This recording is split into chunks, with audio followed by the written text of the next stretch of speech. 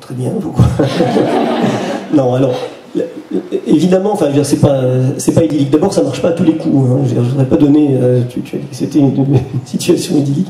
Ça ne l'est pas. Hein. Je vous assure, une maison d'édition. Alors, je sais pas. Il y a une blague qui circule dans le monde de l'édition. C'est est-ce que vous savez comment on fait une petite fortune dans l'édition? Non, personne ne sait. Avec une grosse fortune. Voilà. Et je crois que c'est véritablement la vérité. C'est-à-dire que c'est un métier qui est en fait très difficile et qui est difficile à la longue. C'est-à-dire que c'est assez facile de créer une maison d'édition. Ça, c'est un truc moi, qui m'a surpris quand j'ai décidé d'être éditeur. C'est que, en gros, personne ne m'a demandé des comptes. Les gens sont venus à moi naturellement. Dès lors que j'avais décidé d'être éditeur, et bien, ils me faisaient confiance. Alors après, il fallait vraiment faire ses preuves. Mais il n'y a pas de... On ne donne pas mon curriculum vitae en me disant, bon, comment tu justifies que tu es éditeur? Et au début, je me suis dit, tiens, c'est marrant, ça a l'air... c'est accueillant comme milieu. Et puis, les difficultés viennent petit à petit, et le piège est vraiment dans vous savez, dans la mécanique. Alors, c'est un peu économique, ce que je veux dire, mais c'est... on sort des livres, ils vont en librairie, et puis un certain nombre d'entre eux, quand ils ne se vendent pas, reviennent. Il y a le système des allers et des retours, qui fait qu'en réalité...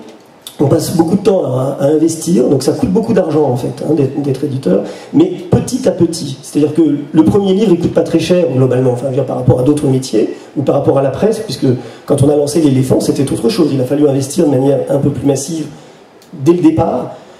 Pour un livre, on peut y aller comme ça, un peu comme ça, sauf que petit à petit, il y a un mécanisme terrible qui fait qu'en réalité, on peut se laisser absorber par quelque chose, et puis le piège, c'est d'augmenter la production. Parce que quand on augmente la production, on a l'impression qu'on augmente son chiffre d'affaires, mais en réalité, si on fait des méventes, la sentence est encore plus grave. Donc c'est un métier très difficile. Enfin, je ne veux pas me plaindre, mais ce que je dis, c'est que vraiment, tous les ans, on se dit, bon, cette année, ça y est, on est passé, ça va. Et maintenant, on est anxieux pour l'année d'après. Donc c'est pas du tout... chaque livre est un pari. Chaque livre est un pari.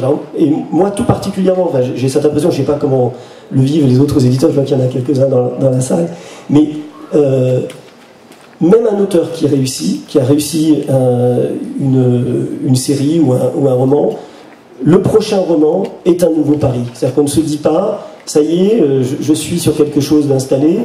Non, en réalité, tout livre est un nouveau combat. Et un livre qui ne se vend pas peut succéder à un livre qui se vend, etc. etc. Et il n'y a pas de règle, hein, vraiment, c'est un métier où, par exemple, il y a le problème des couvertures en permanence. On s'aperçoit qu'il y a une certaine volatilité, on a un système, on a des couvertures qui plaisent, et puis très vite, il faut s'adapter, parce qu'en réalité, les goûts changent, il y a de nouvelles influences, il y a de nouvelles choses. C'est un métier où on est alerte en permanence. Alors je reviens peut-être à la question sur les... J'en profite pour dire que les couvertures sont quand même vraiment magnifiques. C'est une identité Skrineau. Ça marche pas à tous les coups là aussi. Hein. Je sais qu'on a eu des débats récemment avec Agnès. Bon, on écoute ce qu'on nous dit, mais là aussi, vous ne vous rendez pas compte, c'est inouï. Hein. Parfois, on a des retours de libraires très négatifs, et le livre se vend très bien, et puis parfois, on a des retours enthousiastes, et le livre ne se vend pas. Il n'y a pas de corrélation directe. Tout ça est très bizarre. Hein. Je veux dire, bon, mais c'est comme ça, on vit avec. Hein. Alors je reviens sur les jeunes auteurs. Donc, on a, enfin de toute façon, moi je considère que ça fait partie de ce qui nous intéresse en fait, c'est quand même de découvrir des auteurs. Donc évidemment, on essaye de publier des jeunes auteurs régulièrement, mais évidemment on ne peut pas faire que ça. Donc d'abord on a nos propres auteurs qui sont, on est heureux de retravailler avec des auteurs qu'on a déjà publiés. Et puis il y a des auteurs avec qui qu'on connaît par ailleurs, avec qui on a envie de travailler aussi. Donc on a d'autres, comme tu le disais, il y a des auteurs qui nous rejoignent parce que voilà, qui sont des auteurs confirmés, etc. Et il y a une place pour des jeunes auteurs. Là, je regarde Rod qui a été publié l'année dernière, qui est un jeune auteur auquel je crois beaucoup. Je pense qu'il va faire son chemin. Petit à petit, on fait ce travail. Mais évidemment, il y a une sélection qui est énorme, quoi. Je veux dire, on reçoit beaucoup de manuscrits, et dans ces manuscrits, on en sélectionne extrêmement peu. Comme de toute façon, déjà, on produit très peu de livres. Ça, je ne l'ai pas dit, mais on est en roman, on doit faire une vingtaine de romans par an. Donc, c'est pas beaucoup, 20 romans. Voilà, donc ça rend forcément extrêmement sélectif sur les romans. Puis, alors après, l'autre chose que je dis, et ça vraiment je le pense, quand on refuse un roman, ça ne veut pas dire qu'il n'est pas bon. Ça peut dire aussi tout simplement qu'il n'est pas pour nous, que je ne sais pas le faire. Il y a des romans, des romans que j'ai refusés qui ont fait des succès ailleurs, ça c'est toujours très énervant. Voilà.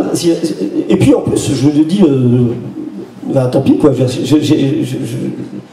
je le sentais pas. Et puis c'est comme ça, je regrette après d'être passé à côté de quelque chose. Mais je ne prétends pas, en tout cas, je vais même dire le contraire. Je pense que je suis même incapable de savoir si un livre va être un succès ou pas. J'arrive même pas à en faire un critère. Donc en fait, le seul critère que j'ai, c'est... et ça, je vais te laisser un peu la parole d'ailleurs après. Je t'écoute. C'est... voilà, c'est peut-être un peu l'originalité, même si d'ailleurs c'est un mauvais critère, parce qu'on se rend compte qu'il y a des romans qui sont des reproductions d'autres romans et qui marchent très bien. Bon, ben moi je n'arrive pas à faire ça. J'aime bien qu'il y ait des éléments originaux dans les romans, même si ça fait prendre des risques. Voilà, c'est un critère que j'ai. Après, il y a la qualité littéraire, il y a des choses, mais ça aussi c'est contestable. Hein, voilà, des romans qui me donnent envie de les publier. C'est le seul critère que j'ai, quoi. Toi, Agnès, tu peux nous parler pour les jeunes auteurs? Du coup, en fait, l'éditeur n'a jamais la science infuse et ni un savoir objectif. On est aussi des lecteurs, donc avec notre subjectivité, nos goûts, nos envies.